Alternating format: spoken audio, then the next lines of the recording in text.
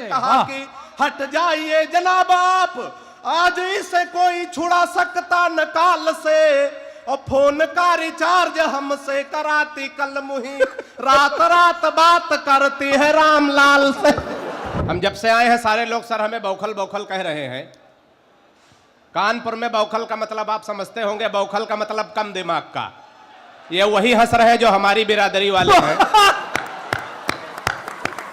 Sir ये कानपुर और बाराबंकी का सर बड़ा गहरा रिश्ता है। अच्छा। हमारे 4 बुआ हैं, चारों कानपुर में है। ये लोग रिश्ते में हमारे फूफा भी लगते हैं। तो भतीजे के लिए तालियां वालियां बजाएंगे तो अच्छा लगेगा। आना बौखल का मतलब सर कम दिमाग का। हमारी कविता में आपको दिमाग बिल्कुल नहीं लगाना, क्योंकि हमारे खुद ही इतना दिमाग नहीं कि हम कविता में लगाएं। हमारी कविता बिल्कुल तुरंत लगाओ, तुरंत आराम, बिल्कुल झंडू बाम। एक बार तालियां बजाओ, हम शुरू करें काम। बिल्कुल 2020 में निपटाएंगे। जितने मन से आप सुनेंगे। देखिए कवि सम्मेलन में सर 3 लोगों की जिम्मेदारी होती। हमारी जिलाधिकारी महोदया बैठी, आपको भी मैं प्रणाम करता हूं। अब नीचे बैठ के बौखल को सुन रही है, हमारा सौभाग्य है। आपको मैं प्रणाम करता हूं कि आप बौखलों का भी सम्मान करती हैं। मैं आपको विशेष प्रणाम करता हूं। ये कानपुर है। ये भाई साहब इनको खड़े रहने दीजिए। हाँ ये सब संभाल लेंगे। अच्छा इधर वाले हम देख रहे हैं सर, इधर इतनी पुलिस लगा रखी है कप्तान साहब ने कि इधर वाले तो डर के मारे ताली नहीं बजा रहे। अच्छा कभी कभी सर डर के मारे काम गड़बड़ हो जाता। अच्छा। एक बार एक मुर्गी फार्म में मुर्गी फार्म का मालिक गया, मुर्गियों से कहा देखो महंगाई बहुत बढ़ गई है। हाँ। एक अंडे में काम नहीं चलता, कल से सबको 2-2 3-3 अंडे देने। सुबह देखा सबके नीचे 2-2 3-3 अंडे, एक के नीचे सिंगल था। मालिक ने उसका गर्दन पकड़ के टांग दिया, बोला मैंने कल शाम को बता दिया था महंगाई बढ़ गई है, एक अंडे में काम नहीं चलता, 2-2 3-3 देने, तूने एक अंडा क्यों दिया? उसने कहा कि सर ये तो आपका डर है जो एक अंडा दे दिए, नहीं हम तो मुर्गा है। तो एक बार तालियां बजाओ। कप्तान साहब बैठे तो कहा बहुत अच्छा मुर्गा उर्गा बने कवि सम्मेलन। 3 लोगों की जिम्मेदारी कप्तान साहब कवि सम्मेलन में होती। एक तो संचालक, दूसरे कवि और तीसरे श्रोता। सबसे बड़ी जिम्मेदारी आपकी। एकों की जिम्मेदारी कम हुई तो कवि सम्मेलन जमने वाला नहीं। सबसे बड़े जिम्मेदार आप होते। अभी आ रहे थे कानपुर देहात के किनारे किनारे हम लोग, सड़क के किनारे एक आदमी गड्ढा खोद रहा था, दूसरा आदमी मिट्टी डाल रहा था, फिर अगला आदमी गड्ढा खोदे, दूसरा मिट्टी डाले। हम रुक गए, हमने कहा भाई साहब कौन सा कार्यक्रम चल रहा? एक आदमी गड्ढा खोद रहा, दूसरा मिट्टी डाल रहा, मतलब कोई नहीं। उसने कहा कि तुम हो बौखल, नहीं समझोगे, ये वन विभाग की तरफ से वृक्षारोपण का कार्यक्रम चल रहा। इसमें 3 लोगों की ड्यूटी लगाई गई थी। एक आदमी गड्ढा खोदेगा, दूसरा पेड़ रखेगा, तीसरा मिट्टी डालेगा। जो पेड़ रखने वाला है छुट्टी पर है, हम लोग अपना काम कर। तो एक बार तालियां बजा दो, छुट्टी पे गए तो आनंद नहीं आ रहा है ना। बीच बीच में ऐसा सीटी कौन बजा रहा है? या ऐसे सीटी बजा रहा लग रहा आसाराम बापू छूट गए क्या?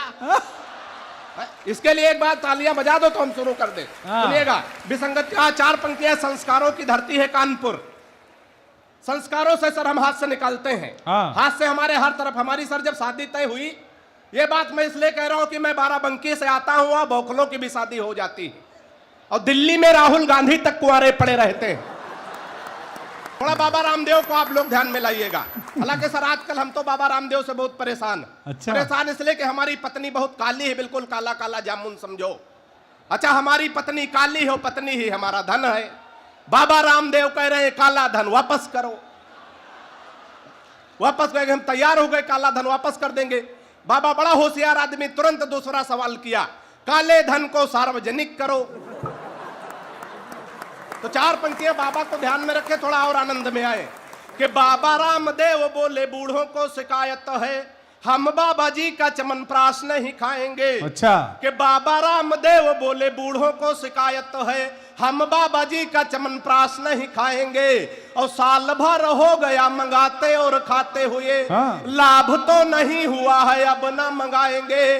कि मैंने कहा बाबा एक बदलाव कर देखो। हमारी सलाह अगर बाबा के लिए उचित बैठ जाए तो आनंद लेना।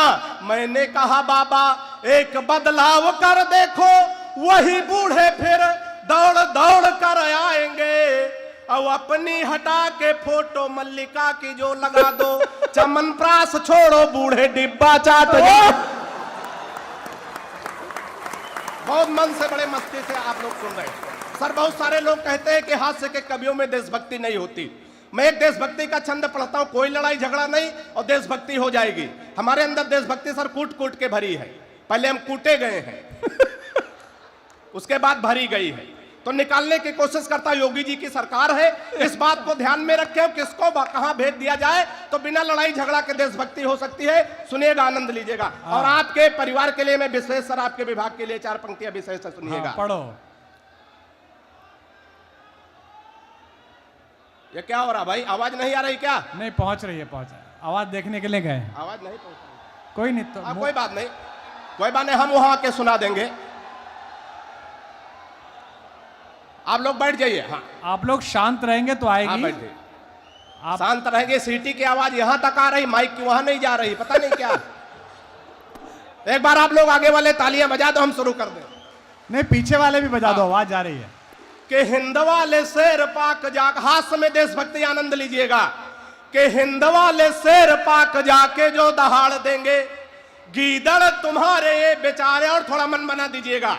कि हिंद वाले शेर पाक जाके जो दहाड़ देंगे, गीदड़ तुम्हारे ये बेचारे मर जाएंगे।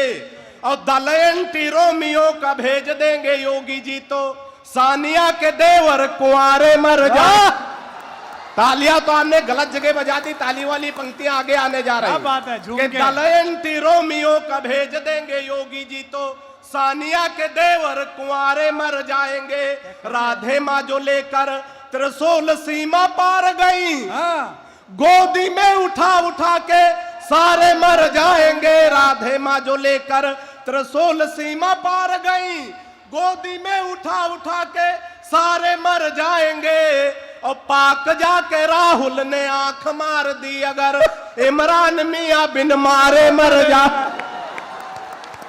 बड़े मन से, बड़े मस्ती के साथ आप लोग सुन रहे, बहुत अच्छा लग रहा है। 4 पंक्तियां में इसे खानदान की ओर पढ़ता हूं।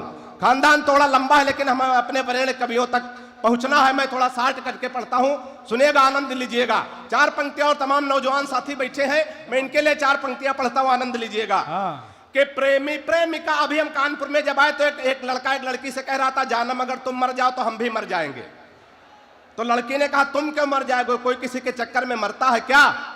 तो लड़के ने कहा कि तुम्हारे चक्कर में कानपुर देहात में है इतना उधार खा चुके हैं कि हमारा मर जाना ही ठीक है। तो 4 पंक्तियां सुनिएगा। कि प्रेमी प्रेमिका को जोर जोर से था कूट रहा, शायद था रूठा उसकी ही किसी चाल से। कि प्रेमी प्रेमिका को जोर जोर से था कूट रहा, शायद था रूठा उसकी ही किसी चाल से। और मैंने कहा आप इसे बेवजह कूट रहे, कुछ नहीं मिलता है झगड़ा बवाल से। कि उसने कहा कि हट जाइए जनाब आप, आज इसे कोई छुड़ा सकता न काल से। उसने कहा कि हट जाइए जनाब आप, आज इसे कोई छुड़ा सकता न काल से। और फोन का रिचार्ज हमसे कराती कल मुही, रात रात बात करती है रामलाल से। तालियां बढ़िया से आनी चाहिए। देखिए, बढ़िया सुनाओगे तो हम सुने, हमारा पेमेंट एडवांस हो चुका, माल लेके निकल जाएंगे, घाटा आपका होना। 4 पंक्तियां और देशभक्ति की सुनिएगा इसे आनंद के साथ, हंसते हंसाते देशभक्ति। सर, एक बार 4 देशों के लोग बैठे थे, एक रूस का, एक चीन का, एक जापान का, एक हिंदुस्तान का। इत्तेफाक से हिंदुस्तान का प्रतिनिधित्व हम कर रहे थे, क्यों कुछ समय बौखले कर रहे थे। योगी मोदी तो अब आए हैं। तो 4 पंक्तियां सुनिएगा। कि जापानी बोला मेरे यहां तकनीक देखो, हथियार बना भेजते हैं विश्व भर में। कि जापानी बोला मेरे यहां तकनीक देखो, हथियार बना भेजते हैं विश्व भर में। और रूस वाला बोला हम डॉक्टर बनाते हैं जो हर मर्ज का इलाज करे घर घर में। और चीन वाला चिंग चांग चू चाय कर बोला, हे नहीं, ताली बजती है यहाँ। कि चीन वाला चिंग चांग, चीन में छोटे छोटे नाम होते सर, 18-20 नाम मिलाओ, चिंग चांग चू चाय चे, तो अकेले डॉक्टर कुमार विश्वास जी के बराबर होगा, है? कि चीन वाला चिंग चांग चू चाय कर बोला, उसकी तो बात नहीं घुसी मेरे सर में। और मैंने कहा एक बार भारत में आओ, यहाँ भैंस को भी पड़िया बनाते पार्लर में।